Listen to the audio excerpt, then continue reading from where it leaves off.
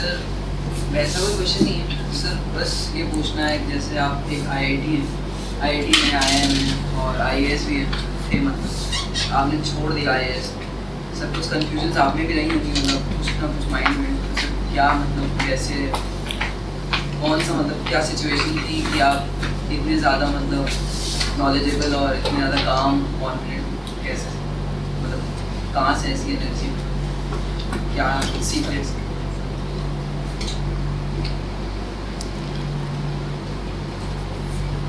बैठो, क्या नाम है? शुभम भट्ट।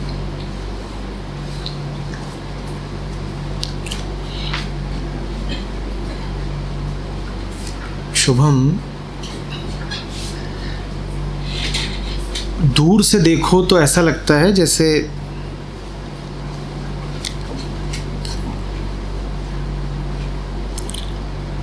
कहानी बिल्कुल साफ है। जैसे कि रास्ता बना ही हुआ था, तय ही था और किसी को बस उस पर चलने की देर थी। ऐसा होता नहीं है।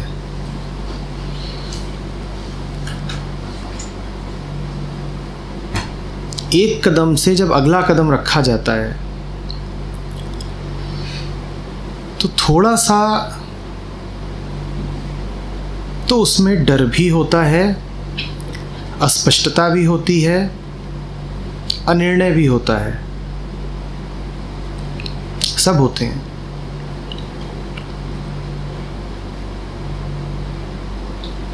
लेकिन साथ ही साथ ये पता भी होता है कि क्या उचित है।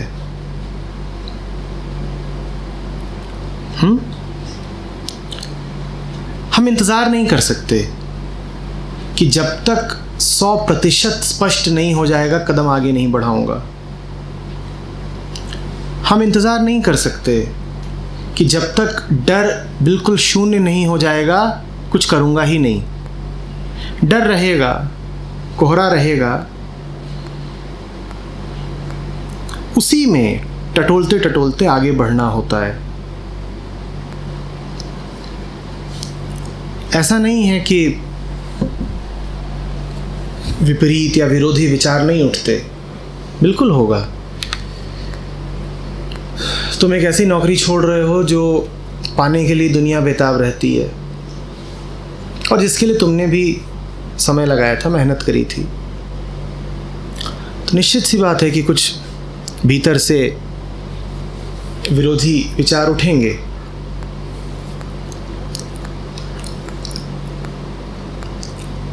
उसके बाद फिर तुम एक ऐसा करियर छोड़ रहे हो जिसमें पैसा भी है, इज्जत भी है, तो फिर एक डर सर उठाएगा कि आगे क्या है, इसको तो छोड़ रहे हो, उधर क्या है। ये हो सकता है। इनको रहने देना है, इनको पड़े रहना है, पड़े रहो।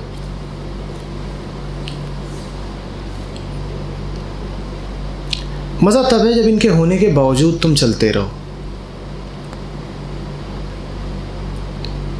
ये हैं पर हम इनको तवज्जो नहीं दे रहे, भाव नहीं दे रहे। रश्मि रथी की है, दिनकर की काव्य ग्रंथ है, तो उसमें एक जगह आती है जहाँ शल्य होता है, कर्ण का सारथी। तो उसका काम ही होता है कर्ण को चिढ़ाना, परेशान करना, हीन करना। वो कर्ण से कहता है, अरे तुम्हें तो डर लग रहा है, अर्जुन सामने आया, तुम तो डर गए हो। तो कर्ण उसको बोलता है कि वो काठ के योद्धा होते हैं जिन्हें डर नहीं लगता। वो काठ के योद्धा होंगे जिन्हें डर नहीं लगता। हाड़ मास का तो जो भी योद्धा होगा वो डरेगा ही, और उसका गौरव ही इसी में है कि डर के होते हुए भी उसने युद्ध किया।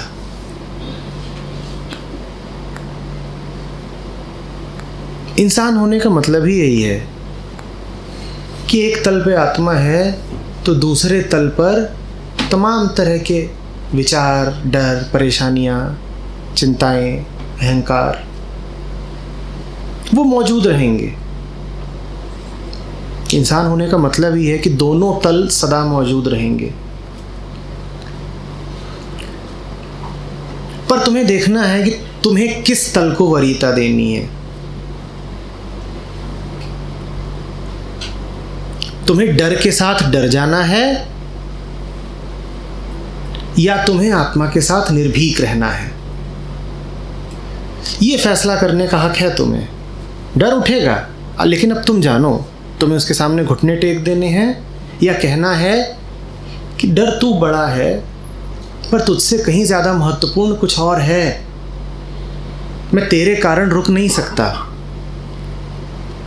अगला कदम कहाँ रखें साफ साफ दिख नहीं रहा, कोहरा है, अस्पष्टता है, कुछ पता नहीं चल रहा है अगला कदम क्या लें।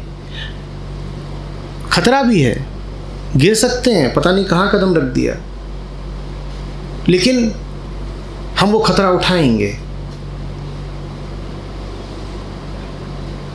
हम आगे बढ़ेंगे।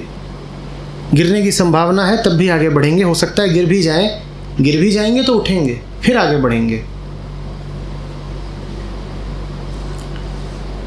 और जब ऐसे कर करके आगे बढ़ते रहते हो तो फिर धीरे धीरे मन समझ जाता है कि डर में कुछ रखा नहीं है। वो डर जो पहले आतंकित करता था, फिर समझ जाते हो अच्छा तेरा तो यही काम है, पहले भी तूने यही किया था। जब हम पहले नहीं रुके तो अब कैसे रुकेंगे? जब तू इतना बड़ा हो के सामने खड़ा होता था तब हमने तुझे भाव नहीं दिया, अब क्यों देंगे?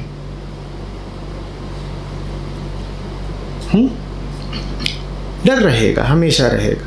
हाँ, जितना ज़्यादा तुम मन को साफ करते जाओगे, जितना ज़्यादा तुम हृदय का साथ देते जाओगे, डर उतना कम ज़रूर होता जाएगा।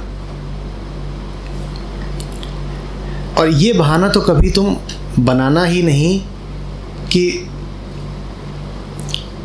अभी क्लैरिटी नहीं है इसलिए कुछ कर नहीं रहे।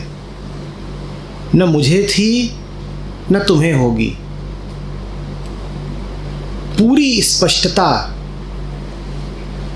जैसा कुछ होता नहीं।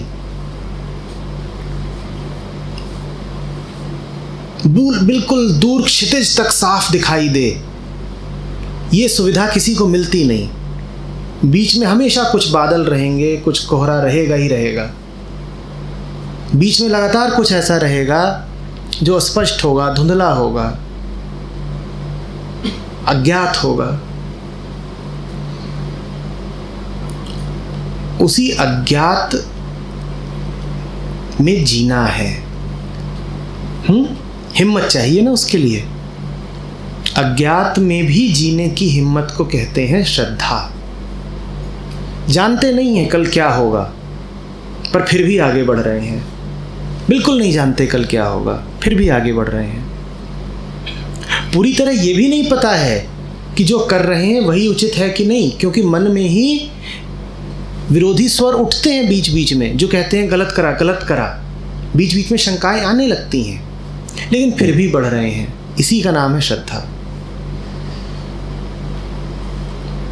और वो रहेंगी, मुझे भी थी, तुम्हें भी रहेंगी।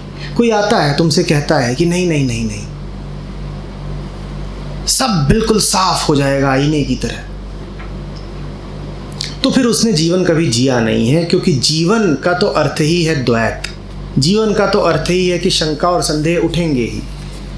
मन का तो अर्थ ही है कि वो विचार देगा, और जब एक विचार देगा तो उसके विपरीत वाला भी देगा। तो जो लोग ये कहते हैं कि ना, वो फिर वही काट के योद्धा हैं। उन्होंने असली युद्ध कभी लड़े नहीं। जो असली युद्ध लड़ेगा वो जानेगा कि उसमें परेशानियां होती हैं, झंझटें होती हैं, उलझनें होती हैं। कोई क्षण ऐसा आ सकता है जब तुम्हें लगे कि अरे ये क्या आफत मोल ले ली, मैं ये लड़ाई लड़ ही क्यों रहा हूँ, मैं हट रहा हूँ इस लड़ाई से। ऐसा भी होगा।